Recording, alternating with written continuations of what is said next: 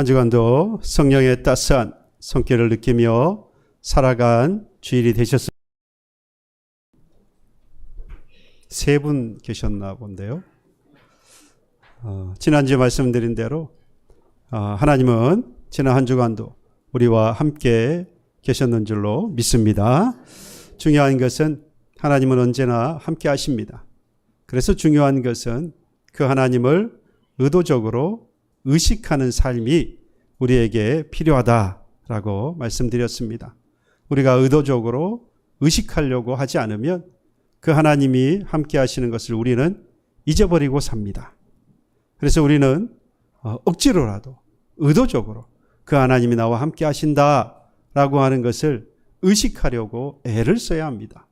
그때에 우리는 어느 곳에 있어도 실수하지 않고 하나님이 함께 하시는 것을 믿고 그 하나님 앞에 온전한 그리스도인의 삶을 살게 되는 줄로 믿습니다. 다시 한번 또 한 주간 성령의 따스한 손길을 느끼는 한 주간이 되시기를 바라고, 더불어서 하나님이 함께 하시는 것을 확실히 믿고 좀 더 의도적으로 하나님이 함께 하시는 것을 의식하고 한 주간 살아 승리하는 저와 여러분 되기를 주님의 이름으로 축복합니다. 성경을 보면 성경의 모든 내용들이 참 이해하기 어렵다. 인간적으로, 이성적으로, 지적으로 아무리 생각해도 이해되지 않는 일들이 성경엔 참 많습니다. 정확하게 말하면 많다가 아니라 성경에 있는 모든 내용들이 하나님의 말씀이기에 사실 우리가 가지고 있는, 인간이 가지는 지식 또는 이성으로 받아들이기 어려운 것이 바로 성경의 말씀이라고 할 수 있습니다. 이스라엘 역사가 기록되어 있긴 합니다만은 이스라엘 역사 가운데에 하나님이 하셨던 일 뿐만 아니라 예수님께서 이 땅에 오셨을 때에 하셨던 모든 일들, 그리고 말씀, 그리고 그 이후에 제자들을 통하여서 하나님이 이루신 모든 일들과, 그리고 그 위에 성령을 통하여서 세워진 모든 교회들을 통해서 이루어지고 있는 이 모든 일들은 사실 우리의 지성과 이성으로 다 이해하거나 받아들이기 어려운 것들입니다. 그래서 우리는 이 모든 상황들을 합쳐서 뭐라고 말하느냐? 이건 하나님의 사랑이다. 그리고 이것은 하나님의 은혜다. 가 이해가 되지 않고 다 받아들이기 어려운, 우리 지식으로 다 받아들이기 어려운 그 모든 상황들에 대해서 믿는 그리스도인으로서 우리는 이건 하나님의 은혜야, 이건 하나님의 사랑이야 라고 우리가 고백한다는 거죠. 믿습니까? 제가 알기는 지지난주에 오신 목사님이 설교할 때는 그렇게 아멘을 열심히 하셨대요. 오늘 본문에도 세상의 논리로 이해하기 어려운 사건이 나와 있습니다. 해석하기 참 어려워요. 이스라엘과 아말렉이 전투를 하게 되었습니다. 애굽에서 나와서 처음 맞이한 이방 민족이 바로 이 아말렉이었고요. 이 아말렉과의 어떤 좋은 관계가 아니다 보니까 사실 가나안 땅으로 가게 되어지는 이 이스라엘을 가로막는 이 아말렉의 세력과 사실 싸우지 않을 수 없죠. 하나님이 약속하신 가나안에 가기 위해서는 이 아말렉과 반드시 싸워야 합니다. 그럼 잘 아는 것처럼 이 종으로 살았던 이 이스라엘 백성들이 아말렉과 싸워서 승리한다는 것은 사실 어려운 문제입니다. 아니, 어렵다기보다는 불가능하죠. 전쟁이라고 하는 것이 그렇게 생각이나 또는 의지만 가지고 되는 것은 아니지 않습니까? 많은 것들이 필요합니다. 종으로 살았던 그들에게 있어서 전쟁에 필요했던 것들은 전혀 준비가 되어져 있지 않았습니다. 그럼에도 불구하고 우리가 종국에는 이 이스라엘 백성들이 아말렉과의 전쟁에서 승리한다라고 하는 사실, 이걸 볼 때에 이건 하나님의 뭐라고요? 은혜다. 하나님의 사랑이다. 우리는 그렇게 결론을 내립니다. 그 하나님의 은혜와 하나님의 사랑에 이르기까지 그 과정을 우리가 한번 살펴보려고 합니다. 이스라엘과 아말렉과의 전쟁, 이곳이 일어났던 장소가 갖는 의미가 상당히 큽니다. 르비딤이라고 하는 장소에서 전쟁이 일어났는데요. 이 르비딤이라고 하는 것이 어떤 곳인가의 그 특징을 잘 살펴보면 오늘 이 성경을 이해하는데 아주 큰 도움이 되어집니다. 르비딤은 오아시스가 있는 곳입니다. 우리가 지난 시간 동안에 이 이스라엘 광야 생활을 하게 되어지는 광야 민족, 유대 광야의 중심으로 살게 되어진 이스라엘 민족에게 있어서 물이라고 하는 것은 어떤 의미였습니까? 생명이다라고 했습니다. 생명. 그러니까 유목생활을 하게 되어지는 사람들에게 오아시스라고 하는 것은 곧 뭐라는 거죠? 결국 생명이다라는 거죠. 그러니까 르비딤에서 이 이스라엘과 그리고 아말렉의 전쟁이라고 하는 것은 그냥 단순한 전쟁이 아니에요.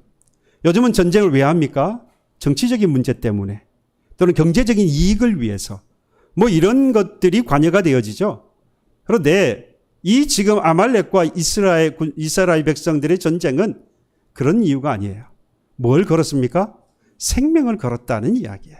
그게 바로 르비딤이라고 하는 지역에서 전쟁을 하게 되었다라고 하는 의미라고 할 수 있습니다. 전 세계가 정말 전쟁 안에 있다고 해도 과언이 아니죠. 근데 사실 이 전쟁이 점점 이미 이전부터 변화되었습니다만은 어떤 정치적인 목적, 나라의 이익 이쪽으로 이제 많이 바뀌었어요. 그 가운데에서 핵심이 되는 게 바로 식량입니다. 그래서 이제 식량 전쟁이다. 뭐든지 뒤에 붙여가지고 전쟁을 붙여서 위기의 상황, 급박한 상황, 정말로 목숨이 걸린 상황, 뭐 이런 식으로 표현을 하죠. 그래서 식량 전쟁. 앞으로는 이 식량 때문에 많은 전쟁이 일어날 거예요. 지금도 사실은 일어나고 있고요. 그 가운데에서 바로 물이라고 하는 것도 역시 전쟁의 대상이 되고 있습니다. 인구 증가, 그리고 이상기후, 뭐 이런 걸로 인해서 이 농작물이 큰 변화가 일어나고 있고 또 제대로 자라지 않아서 큰 어려움을 나라마다 겪고 있죠. 뿐만 아니라 물도 마찬가지입니다. 그래서 이 물 때문에 뭐 이미 예전부터 중동이라든지 아프리카는 벌써 전쟁이 일어나고 있었고 지금은 유럽에까지 이 상황이 퍼졌습니다. 그래서 이 물 때문에 분쟁이 일어나고 있는 것이 이 전 인류의 4분의 1 이상, 4분의 1 이상이 벌써 이 물로 인해서 분쟁이 일어나고 있어요. 그러니까 지금 이 르비딤이라고 하는 이 지역을 통해서 이스라엘 백성들이 아말렉과의 전쟁을 하고 있는 것은 다시 말씀을 드려서 생명이 걸린 전쟁이었다라는 겁니다. 그런데 이렇게 생명이 걸린 전쟁이 벌어졌는데 이 오늘 본문에서 가장 이해되지 않는 부분이 하나 있죠. 뭡니까? 모세가 지도자로서 전쟁에 나가지 않고 여호수아와 그리고 그의 백성들에게 전쟁에 나가라 그러고 그리고 이 모세는 아론과 훌을 데리고 산꼭대기로 올라갔다라고 하는 겁니다. 모세는 전쟁터에 나가지 않았습니다. 산꼭대기에 칼과 그리고 창을 드는 대신에 산꼭대기에 지팡이를 들고 올라갔습니다. 전쟁의 승리를 위해서는 여러분 몇 가지 필요한 게 있어요. 먼저 이 숙련된 군사가 필요하죠. 그리고 첨단 무기가 있으면 좋습니다. 첨단 무기가 있어야 합니다. 그리고 뛰어난 전략과 전술이 있어야 돼요. 이게 이제 합쳐져 가지고 뛰어난 전략과 전술을 가지고 훈련된 숙련된 군사가 첨단 장비, 첨단 무기를 가지고 싸운다. 어떻게 했습니까? 뭐 거의 백전백승이라고 볼 수 있습니다. 나가면 무조건 이길 것 같아요. 전략과 전술도 뛰어나고 거기에 첨단 무기를 가지고 숙련된 군사가 나가니 어떤 전쟁이든지 다 이길 수 있을 것 같습니다. 그런데 지금 제가 전쟁의 전문가가 아니기 때문에 지금부터 드리는 말씀은 제가 꼭 답이다라고 말씀은 드릴 수는 없지만 오늘 본문과 연관해서는 일리가 있다라고 아마 여러분도 고개를 끄덕거릴 거예요. 지금 이 우크라이나와 러시아가 지금 전쟁을 계속하고 있습니다. 2022년 2월 24일 새벽 4시에 러시아가 우크라이나를 침공했습니다. 사실은 2014년도부터 시작해서 사실 이 잦은 분쟁이 있었어요. 크림반도를 중심으로 한 러시아가 계속 관여를 하고 있었고 그때로부터 시작된 것이 이제 2022년에 와서 이 우크라이나가 이 나토에 가입을 하려고 하는 것이 이 단초가 되어서 결국 이 러시아가 침공을 하게 되었죠. 당시에 여러분들 아마 기억날 거예요. 처음에 이 전쟁이 일어났을 때에 전문가들이 모두가 했던 이야기가 있습니다. 이 전쟁은 수일 또는 수주 내에 끝난다. 왜냐? 러시아와 우크라이나의 전쟁을 이 군사력에 있어서 전혀 비교가 안 되기 때문에. 누가 생각해도 이건 시간 문제지 러시아가 승리하는 것은 뭐 당연하고 뭐 수일 내에 수주 내에 이건 끝난다. 러시아의 승리로 끝난다. 군사력이 너무 차이가 나니까. 지금도 제가 뭐 이렇게 좀 찾아보니까 1위는 역시 군사력이 1위는 역시 미국이고 그 다음에 이제 중국 또는 러시아 뭐 이렇게 왔다 갔다 하는 것 같아요. 우리나라가 5위, 6위 이렇더라고요. 세계에서 국방력이. 자부심을 좀 가질 필요가 있어요. 이렇게 조그마한 나라가 국방력에 있어서 아주 대단한, 물론 여기에 너무 많은 재정이 투자되는 건 아니냐 뭐 이런 이야기도 있습니다만 뭐 그것까지는 잘 모르겠고요. 이렇게 군사력에 있어서 전혀 상대가 되지 않는데도 불구하고 결국에는 지금까지 그 전쟁은 계속되고 있습니다. 그래서 2년 6개월이 지났어요. 그러면서 이 러시아하고 우크라이나가 서로 전세가 왔다 갔다 했습니다. 어떨 때는 우크라이나가 오히려 이기고 또 어떨 때는 러시아가 이기고 뭐 이런 식으로 해서 계속해서 전세가 왔다 갔다 하는 거예요. 사실 이 전문가도 또 이해가 되지 않은 거죠. 어떻게 이럴 수가 있을까? 전혀 국방력에 있어서 군사력에 있어서 전혀 비교가 되지 않는 그런 상황인데 어떻게 이런 일이 있을 수 있느냐? 저 나름대로 생각해 보는 것은 국방력이라고 하는 수치가 갖는 의미 이상의 뭔가가 더 필요하구나. 전쟁에 있어서는 단순하게 비교되어지는 이 숫자 이외에 군사가 몇 명이냐? 또는 첨단 무기는 어떤 걸 가지고 얼마나 가지고 있느냐? 전략과 전술은 뭐 이제 막 거의가 다 대등소유해지긴 했습니다만은 뭐 이러한 숫자의 비교로 해석이 되어지지 않는 부분이 분명히 있구나. 관여되는 부분이 있구나. 그것을 여러분 군사의 사기라고 할 수 있습니다. 그러니까 뛰어난 전략과 전술도 있어야 되고 숙련된 군사도 있고 그리고 첨단 장비, 첨단 무기도 필요하지만 이를 가지고 나아가는 군사들의 용기 또는 군사들의 사기가 많은 부분을 좌우한다는 거죠. 다 갖췄는데 싸울 마음이 없어요. 싸울 의지가 없어요. 싸울 용기가 없어요. 여러분 이길 수 있습니까?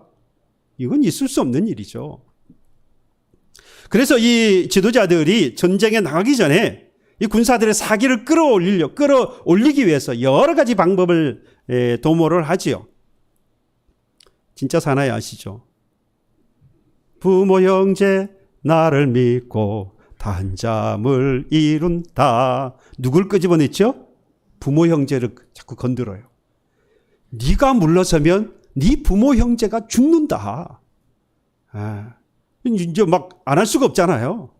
그러면서 이 앞에 있는 대장이 지도자가 리더가 나갑니다. 나를 따르라 그러고 가장 앞장서요.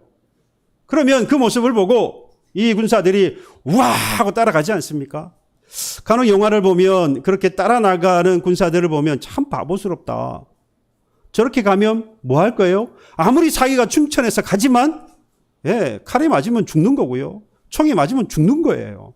죽을 게 너무 뻔하게 보이는데 무엇 때문에 갑니까? 그 가슴에 끓어오르는 사기와 용기가 그로 하여금 전쟁에 나가게 만드는 거예요.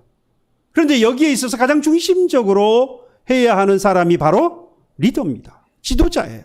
지도자가 앞장서지 않고 야 너희들이 가라 그러면 나는 여기서 있을 테니까 너희들은 가라. 그럼 갈 사람이 얼마나 있겠어요? 그래서 이 리더가 정말로 앞장서서 가야 하는 겁니다.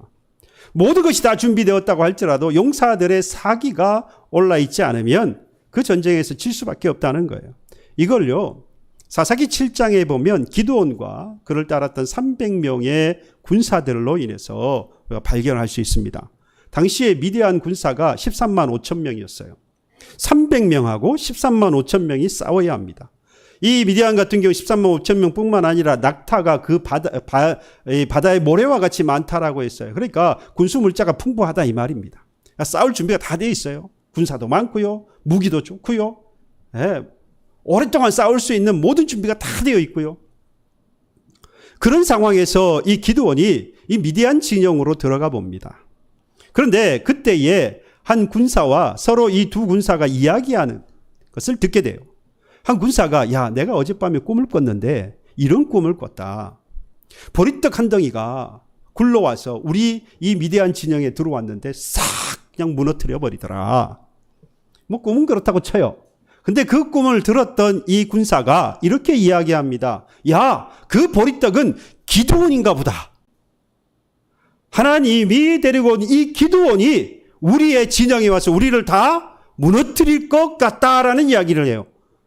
제 생각엔 꿈보다 해몽인 것 같은데 어떻게 이런 이야기를 할 수 있었을까? 왜 그런 말을 했을까?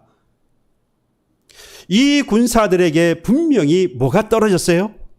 사기가 떨어졌어요. 다 갖추고 있는데요. 용기도 없고 싸울 의지도 없고 싸울 마음도 없고 모두 사기가 떨어져 버렸어요. 사기가 떨어지니까 무슨 마음이 생기죠? 두려운 마음이 생기는 거예요. 두려우니까 지금부터 물론 기드온과 그 300명의 그 군사들이 왜 그들의 마음속에 두려움으로 들어왔는지는 정확한 사건은 없어요. 그러나 분명히 이건 하나님이 하신 일이겠죠? 네, 하나님이 하신 일이에요. 그러니까 기드온이 이제 깨달은 겁니다. 생각해 보니까 이들은 우리와 싸워도 절대로 이기지 못한다. 그래서 기드온이 2번이나 이스라엘 백성들에게 이 군사들에게 하는 이야기가 있습니다. 내가 하는 걸 보고 나를 따르라 그래요. 나를 따르라 그래요. 지도자가, 리더가 앞에 나가는 겁니다. 그리고 따라오라는 거예요. 한쪽에는 사기가 떨어져서 이제 곧 죽겠구나라고 이야기하고 한쪽에서는 사기가 충천해서 나가는 겁니다. 결국에 어떻게 됩니까? 미디안 13만 5천 명이 기드온과 300명의 그 군사로 인해서 완전히 멸절을 당합니다. 물론 여기에 하나님이 하시는 사건들이 기록이 되어 있습니다만 분명한 상황은 리더의 이러한 앞장서서 나아가야 하는, 그래서 나를 따르라고 하는 그 리더의 모습이 필요하다라는 거예요. 그래야 사기가 충천한단 말이죠. 그런데 오늘 본문에 보니까 리더라고 하는 이 모세가 전쟁에 나가지 않아요. 그리고 여호수아에게 야, 백성들 뽑아가지고 가라, 전쟁에 가라. 나는 내일 산꼭대기에 아론과 훌을 데리고 올라가련다. 여러분, 이걸 잘 모르는 사람이 곁에서 봤을 때는 뭐처럼 보일까요? 피신하는 거잖아요. 도망가는 것 같잖아요. 그렇지 않다고 할지라도 모세가 앞장서지 않은 것에 대해서 불만이 있는 사람도 있을 것이고 이해가 안 되는 사람도 있을 것이고 야, 내가 전쟁에 나갈 이유가 하나도 없다. 그런 사람들이 분명히 뭐 예상컨대 많이 있을 수 있습니다. 왜? 전쟁은 그런 거거든요. 그러면 모세는 그 상황을 몰랐을까? 모세가 그러한 상황이 있을 수 있다는 것을 모르고 산으로 내 산꼭대기에 가겠다라고 말한 것일까? 모세가 바보가 아닌 이상 저도 아는데 모세가 모를 리가 없어요. 그럼에도 불구하고 왜 모세는 그 선택을 해야만 했느냐라는 겁니다. 모세는 알았어요. 지금 이 전쟁이 어떤 전쟁이고 그리고 이런 전쟁에서는 어떻게 싸워야 하는지를 이 모세는 너무나도 잘 알았습니다. 이 전쟁은 하나님의 전쟁 또는 영적인 전쟁이라고 하는 것을 모세는 알았어요. 그러니까 지금 눈에 보이는 전쟁으로는 아말렉과 이스라엘 백성들이 싸우는 것이지만 가나안으로 가야 하는 이스라엘 백성들을 막고 있는 그 아말렉은 스스로 그들이 하는 일이 아니라 그 뒤에서 가나안으로 이스라엘 백성들이 가지 못하도록 막는 세력이 있다는 것을 모세는 알았던 겁니다. 이 모세를 통하여서 모세는 그 상황을 정확하게 보았고 그래서 이들이 싸울 때에 여호수아와 그의 백성들이 싸울 때에 진정한 싸움은 그것이 아니라 어디에서요? 산꼭대기에서 악한 영들과 싸워야 했던 겁니다. 이 아말렉을 조종하고 있는 이 악한 영들과 싸우지 않으면 여기서 승리하지 않으면 그곳에서 승리할 수 없다는 것을 너무나도 잘 알았어요. 우리가 결론적으로 알고 있습니다만은 먼저 말씀을 드리면 모세의 손이 올라가면 어떻게 됐습니까? 이스라엘이 이기잖아요. 손이 내리니까 손이 떨어지니까 이스라엘이 찝니다. 아말렉이 이겨요. 무슨 말입니까? 지금 그들이 싸워서 되는 일이 아니라는 거예요. 그건 그저 보이는 것뿐이에요. 실제로 전쟁이 일어나고 있는 것은 산꼭대기에서 이 모세가 손을 들었느냐 내렸느냐예요. 겉으로 보이는 이 아말렉은요, 악한 이 영으로서 이스라엘을 가로막고 있는 그런 도구로 사용되고 있는 것뿐이라는 겁니다. 우리는 어떤 사건이 일어났을 때에 여러분 그것을 영적으로 볼 수 있는 눈을 가져야 합니다. 그래서 저는 그런 기도를 해요. 이 지금 일어나고 있는 것들을 있는 현상으로만 보지 않게 해달라고. 여러분 있는 현상으로만 보면 그 사람이 미워요. 하고 했는 이 행동이 이해가 되지 않아요. 그렇지 않습니까? 저만 또 그렇게 만드시네 자꾸. 있는 현상만 보면 마음이 상해요. 그의 말이 이해가 되지 않고 그의 행동 때문에 내 심령이 상하기도 해요. 그런데 그 배후에 뭐가 있는지를 알면 그 사람을 사랑합니다. 그 사람을 위해서 기도합니다. 오히려 그 뒤에 뭐가 있다는 것을요, 이 사람을 이용하고 있는 악한 영이 있다는 것을 보게 되는 거죠. 그러니 그 사람은 아무 문제가 안 되는 거예요. 끊임없이 우리는 그런 사건, 사고, 또는 취업의 실패, 사업의 실패, 여러 가지 우리가 갑작스럽게 다가왔던 질병, 사람들과의 관계, 가족 간의 불화, 여러분들, 부모와 남편과 아내, 부모와 자식, 목사와 성도, 성도와 성도, 그리고 성도와 이웃들 간의 관계, 여러분, 이 싸움에서 이기면 그건 이긴 겁니까? 부모하고 자식이 싸웠어요. 근데 부모가 이겼어요. 내가 이겼다. 그거 약간 이상한 사람이에요. 그죠? 목사하고 성도가 싸웠어요. 목사가 이겼어요. 목사가 이야, 역시 목사가 최고야. 성도가 이웃들하고 싸웠어요. 이웃이 이긴 거예요. 와, 예수 믿어봐요. 아무 소용없네. 어느 것도 이런 관계에서 싸워서 이겼다고요. 이건 이긴 게 아니에요. 왜요? 그건 드러나는 현상 가운데 있는 것이기 때문에 이겨도 이긴 게 아니라 이건 증거예요. 그 싸움 자체가 있다는 것 자체가 이미 증거입니다. 우리는 단순한 사건만 보지 말아야 돼요. 배후에 조종하는 세력이 있다는 것을 알아야 합니다. 전쟁의 대상을 정확하게 파악하지 못하면 아무런 모든 것을 준비하고 간다고 할지라도 그 전쟁은 이미 진 전쟁입니다. 아무리 탁월한 군사력을 가졌다고 할지라도요, 싸움의 대상을 바로 알지 못하면 그 전쟁은 이미 패배한 전쟁입니다. 여러분, 예수님께서 이 땅에 오셨습니다. 그리고 날마다 이 복음이 전해지고 그리고 그 복음이 확장되어져 가고 있어요. 그런데 누군가는 또 그런 이야기 합니다. 야, 지금 같은 세상에 전도한다고 전도가 되겠냐? 야, 기도한다고 응답이 되냐? 기도해도 되는 것도 있는데 안 되는 것도 더 많지 않냐? 예수 믿는다고 교회 다닌다고 사람이 변화되든 안 되지 않냐? 정말 맞는 이야기 같아요. 근데 여러분, 우리는 그런 말의 유혹에 넘어가면 안 됩니다. 그 말은 진실이 아니라 사탄이 하는 말이에요. 우리를 미혹하는 말이에요. 지금 사회 현상이 그렇게 돌아가니까 그게 진실이고 진리입니까? 진리는 복음을 전하는 것이고요. 진리는 복음이 전해서 사탄의 영이 무너지는 것이 진리입니다. 기도할 때에 응답이 있고 응답을 가지고 살아가는 것이 성도의 삶이라고 하는 것이 진리예요. 그런데 기도에도 응답이 없다고요? 그게 사실일지 모르나 사실이 진리는 아니에요. 그게 현실일지 모르나 현실이 진실은 아닙니다. 사탄의 속임에 우리는, 속임수에 우리는 넘어가서는 안 됩니다. 구원받은 하나님의 백성은요, 이런 사탄의 유혹, 사탄의 시험, 사탄의 유혹에서 벗어나야 되고 싸워서 이겨야 하는 겁니다. 모세는 이걸 너무나도 정확하게 알았어요.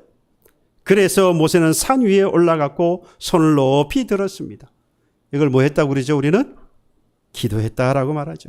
11절에 보니까 모세가 손을 들면 이스라엘이 이기고 손을 내리면 아말렉이 이기더라 라고 말씀했습니다. 손을 들면 이스라엘이 이기고요, 손을 내리면 아말렉이 이기는 모습을 봤습니다. 여러분, 이걸 본 이상 손을 들어야 되겠어요? 내려야 되겠어요? 네, 들어야죠. 그까지 들어야 합니다. 안 들 수가 없어요. 이기는 걸 봤는데 어떻게 안 들 수가 있습니까? 손을 드는 행위가 무슨 능력이 있는 건 아닙니다. 만약에 손을 들었는데 계속해서 이스라엘 백성들이 이기는 것이다라고 하면 저는 지금부터 절대로 손 안 내릴 거예요. 이 손을 드는 행위가 곧 능력인데 이걸 내릴 수 있겠습니까? 이 능력 앞에 모든 것들이 다 굴복할 건데 어떻게 이 손을 내릴 수가 있겠어요? 그러나 이 손을 드는 것은 그것 자체로 의미가 있는 게 아닙니다. 손을 들었다고 하는 것은 두 가지 큰 의미가 있습니다. 하나님은 내가 이제 손을 들었으니까 더 이상 내가 아무것도 할 수 없다는 거죠. 누구를 의지하고 신뢰하는 겁니까? 하나님을 의지하고 신뢰하는 겁니다. 그리고 또 한 가지는 손을 들 때, 전쟁에서 손을 들 때 뭐 한 거죠? 항복입니다. 누구 앞에 항복하는 거죠? 하나님 앞에 항복. 하나님 앞에 항복했어요. 그리고 나는 이제 못하는 겁니다. 하나님의 능력으로 해야 하는 겁니다. 그래서 이 전쟁은 무슨 전쟁? 하나님의 전쟁. 무슨 전쟁? 영적인 전쟁. 모세는 이걸 너무나도 잘 알았던 겁니다. 그래서 하나님 앞에 빈손을 높이 들고 기도하는 거예요. 그래서 기도할 때에 승리하는 것을 목격했죠. 이전에도 그런 것들을 목격했고 그 경험에서 지금 이 일은 하나님 앞에 기도해야 이길 수 있는 일이다. 그때에 여러분 아론과 훌이 있었습니다. 인간적으로 24시간 들 수 있어요? 그러고 싶지만 사람은 그렇지 못해요. 연약해요. 모세라고 해도 뭐하다는 거죠? 아무리 리더라고 해도 영적으로 뛰어난 사람이라고 해도 24시간 들고 있을 수 없는 거예요. 여러분 기도한다고 매번 응답되면 얼마나 좋아요. 그렇지 않잖아요. 또 기도하다 보면 힘이 들어서 다 하지 못할 때도 있어요. 그래서 누가 필요했던 겁니까? 아론과 훌이 필요했던 거예요. 이게 바로 믿음의 공동체입니다. 이게 바로 동력자예요. 동력자. 기도의 동력자. 내가 다 할 수 없기 때문에 하나님께서 누굴 붙여줬어요? 교회를 붙여주신 거예요. 믿음의 공동체를 붙여주신 거예요.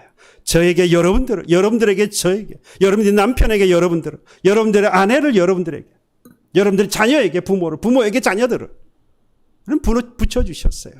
믿음의 동력자로 말이죠. 이들과 함께 기도하는 겁니다. 그러면 이 아론과 훌은 이 누구를 손을 붙잡고 있습니까? 모세의 손을 붙잡고 있을 뿐이지만 이들도 역시 뭐하고 있죠? 예, 손을 들었어요. 함께 기도하고 있는 겁니다. 누구를 위해 기도합니까? 여호수아와 그의 백성들을 위해서 기도하고 있는, 전쟁에 나가 있는 자들을 위해서 기도합니다. 모세가 기도했고 아론과 훌이 기도합니다. 아론과 훌은 모세가 기도할 수 있도록 돕고 있습니다. 이들이 모두가 다 지금 서로를 위하여서 기도하고 있고 함께 기도하고 있는 줄로 믿습니다. 그때의 온전한 승리가 임하였던 겁니다. 여러분들 살아가면서 신앙생활 가운데 얼마나 승리하며 살아가고 있습니까? 여러분, 우리 스스로가 믿음의 공동체가 되어서 우리 스스로가 운명 공동체라고 하는 생각을 갖지 않으면 우리는 흩어지고 말 거예요. 하나님께서 세워놓으신 운명 공동체 딱 두 개입니다. 그렇죠? 가정과 교회입니다. 운명 공동체의 뜻이 뭐죠? 살아도 같이 살고, 살아도 나만 살고, 죽어도 너만 죽고, 살아도 같이 살고, 죽어도 같이 죽는 것이 운명 공동체입니다. 그게 가정이고, 그게 가족이고, 그게 교회예요. 내가 살았다고 해서 내 가족이 죽으면 그게 산 겁니까? 형제와 자매, 그리스도 안에서 형제와 자매 되었는데 저는 고난을 당하고 고난 때문에 고통하고 있고 슬퍼하고 애통하고 있는데 나는 잘 먹고 잘 사니까 아무 문제가 없는 겁니까? 이게 산 거죠? 산 겁니까? 살아도 산 게 아니고요. 네. 같이 살고 같이 죽는 거예요. 내 남편이 괴로우면 내가 괴롭잖아요. 내 자식이 아프고 슬프면 내가 괴롭고 슬프잖아요. 운명 공동체예요. 나하고 아무런 관계가 없는 사람들은 그 사람이 아프든 즐겁든 나하고 아무런 상관이 없어요. 왜요? 같이 하지 않는 사람이기 때문에. 우리는 같이 하는 사람입니다. 운명 공동체예요. 하나님 안에서 우리로 하여금 운명 공동체가 되게 하셔서 서로 기도하게 하시고 함께 기도하게 하십니다. 그때에 우리는 뭘 볼 것입니까? 하나님의 능력을 볼 거예요. 하나님의 승리하심을 볼 겁니다. 우리가 할 수 없기에 하나님 앞에 기도하였더니, 서로를 위해 함께 기도하였더니 하나님이 승리하시는 것을 우리로 하여금 보게 하신다 말이죠. 우리는 승리할 수 없습니다. 하나님은 분명히 승리하십니다. 능력의 하나님이시고 권능의 하나님이시고 만물을 창조하신 하나님께서 이 모든 것들을 관리하시고 하시기를 원하시는 대로 이루시는 하나님이시기 때문에 우리는 그 응답하시를 하나님을 믿고 그 능력을 의지하고 오늘 우리는 함께 그리고 서로를 위해서 기도해 나아가야 할 것입니다. 여러분들의 가정과 교회에 수많은 시험이 닥치고요. 계속해서 어려운 일들이 몰려올 겁니다. 그럴 때에 그 교회와 그 가정을 지키는 사람은 기도하는 사람이에요. 그 기도하는 사람으로 인하여서 그 교회는 지켜질 것이고요. 그 가정은 지켜질 겁니다. 교회를 지키는 사람은 기도하는 사람이에요. 교회의 부흥을 일으키는 사람은요, 기도하는 사람입니다. 가정을 지키는 사람은 돈을 많이 버는 사람이 아니고요, 기도하는 사람입니다. 기도의 불이 꺼지지 않는 교회로 만들어가기를 소망합니다. 기도의 불이 계속해서 번져나가는 그런 여러분들의 삶과 여러분들의 가정이 되기를 간절히 소망합니다. 때로는 기도할 때 힘들고 어려울 때도 있을 거예요. 그만두고 싶을 때도 있을 겁니다. 그때에 바로 여러분들의 곁에 제가 있고 저의 곁에 여러분들이 있고 여러분들의 가정 안에 여러분들의 남편이 있고 아내가 있는 겁니다. 그들이 기도하며 도울 겁니다. 여러분들의 팔을 붙잡고 여러분들과 함께 울고 여러분과 함께 기뻐할 거예요. 그때에 하나님의 역사를 하나님의 살아계심을 저와 여러분들이 경험하게 될 줄로 믿습니다. 미루지 마시고요. 오늘 바로 함께 서로를 위하여서 기도하여 승리하며 살아가는 저와 여러분 되기를 주님의 이름으로 축복합니다. 찬양합시다. 찬송가 358장입니다.